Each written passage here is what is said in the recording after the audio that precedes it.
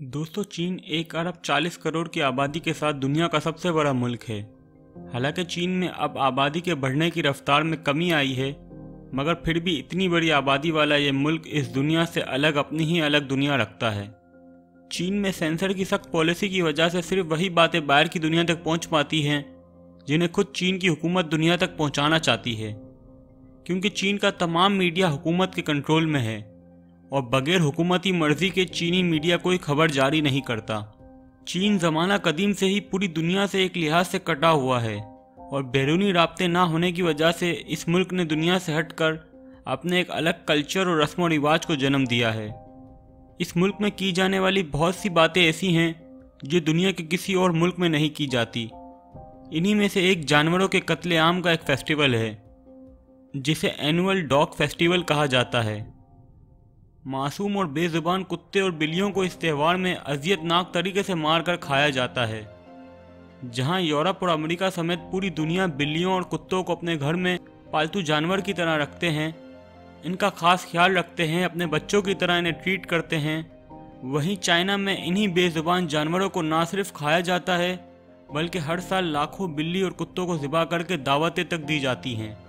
इसी किस्म का ये फेस्टिवल चाइना में हर साल मनाया जाता है और इसी मकसद के लिए कुत्तों की बाकायदा मुर्गियों की तरह फार्मिंग की जाती है, जिसमें इन्हें पैदाइश से ही बुरे हाल में रखकर खाने के काबिल बनाया जाता है।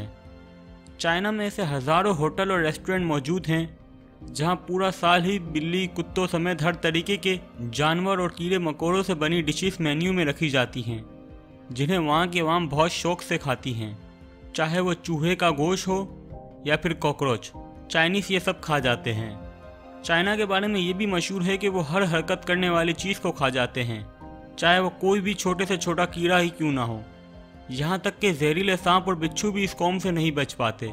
कुत्तों के फेस्टिवल के खिलाफ जानवरों के हुकूक के लिए काम करने वाली तंजीमों की तरफ से चाइना पर बहुत दबाव डाला गया ताकि किसी तरह इस खौफनाक फेस्टिवल को रोका जा सके, मगर फिर भी यहाँ की आवाम अपने सदियों पुराने इस शौक से बाज आने को तैयार नहीं हैं।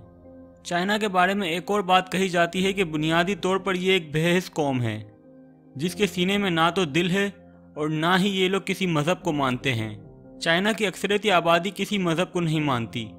इसकी वजह कम्युनिस्ट दौरे हुकूमत में लादीनियत को परवान चढ़ाना है, जिस वजह से चाइना की आबादी का बहुत कम हिस्सा खुदा के वजूद पर यकीन रखता है। चाइनीज़ माशरे में सबसे ज़्यादा अहमियत पैसे की होती है और यहाँ पर अमूमी तौर पर इंसानी हुकूक का ज़्यादा ख्याल नहीं रखा जाता।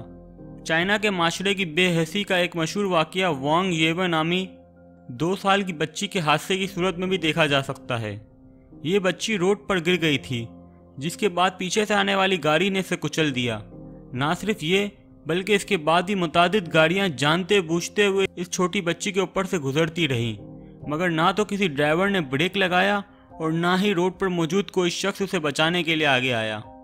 इस सारे वाक़ये को करीब ही लगे सीसीटीवी कैमरे ने रिकॉर्ड कर लिया था, जिसके बाद पूरी दुनिया पर यह वीडियो फैल गई।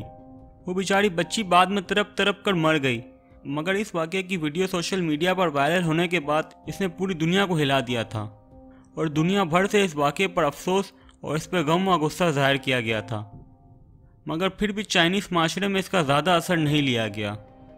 बाद में जब मुख्तलिफ मीडिया चैनल के रिपोर्टरों ने वहां मौके पर मौजूद लोगों से मालूमात ली तो पता चला कि ना सिर्फ लोगों ने इस बच्ची को गिरते देखा था बल्कि वो इसे गाड़ियों के नीचे कुचलते भी देखते रहे, मगर कोई इसे उठाने और बचाने के लिए आगे नहीं बढ़ा कि कहीं उस पर पुलिस केस ना बन जाए। एक मीडिया रिपोर्टर को बयान देते हुए वहाँ मौजूद एनी शाहिद ने बताया कि मैंने इसलिए कुछ नहीं किया क्योंकि वो मेरी बच्ची तो नहीं थी। हाँ, अगर मेरी बच्ची होती तो फिर मैं ज़रूर जाता। ये जिसकी बच्ची थी, जिम्मेदारी भी उसी की थी। इस किस्म के बयान से इन लोगों की बेहसी का अंदाज़ा आसानी से लगाया जा सकता है। इसी तरह चीन में सालों तक कम्युनिस्ट हुकूमत की वजह से लगाई जाने वाली 1 चाइल्ड पॉलिसी के बाद वहाँ मर्दों के मुकाबले औरतों की तादाद बहुत कम हो चुकी है, क्योंकि लोगों को जब सिर्फ एक ही बच्चा पैदा करने की इजाज़त थी तो इन्होंने बेटों को तरजीह दी और टेस्ट के ज़रिए जब ये मालूम हो जाता कि पैदा होने वाला बच्चा लड़की है तो इसे अबॉर्शन के ज़रिए ज़ाया कर दिया जाता था और इस वक्त तक लड़कियों को ज़ाया करवाया जाता था जब तक टेस्ट के ज़रिए ये मालूम ना कर लिया जाए कि पैदा होने वाला बच्चा लड़का है। सिर्फ लड़कों की ही पैदाइश को अहमियत देने की वजह है कि आज चीन में लड़कियां लड़कों के मुकाबले 40 करोड़ तक कम हैं। आबादी में इतने बड़े फ़र्क की वजह से अब चीनी लड़कों के लिए लड़कियां तलाश करना बहुत मुश्किल हो चुका है और यहाँ पर शादी के लिए लड़कों को लड़कियां ही नहीं मिलती। इसी कमी को पूरा करने के लिए भी चीन ने बेहयाई का सहारा लिया है और चाइना में मर्दों के लिए सेक्स डॉल का रुझान बढ़ता चला जा रहा है। इस वक्त चाइना में सैकड़ों छोटे बड़े कारखाने हैं जो हकीकत से करीब तर सेक्स डॉल की तैयारियों में मगन हैं, जिन्हें चाइनीज़ शहरियों की जानिब से हाथों हाथ खरीद लिया जाता है। ना सिर्फ ये सेक्स डॉल चाइना में बेची जाती हैं बल्कि बाहर भी एक्सपोर्ट की जाती हैं। सेक्स डॉल के इस बढ़ते हुए कारोबार और रुझान को देखते हुए चाइना के माशरे में होने वाली बेहयाई का अंदाज़ा लगाया जा सकता है।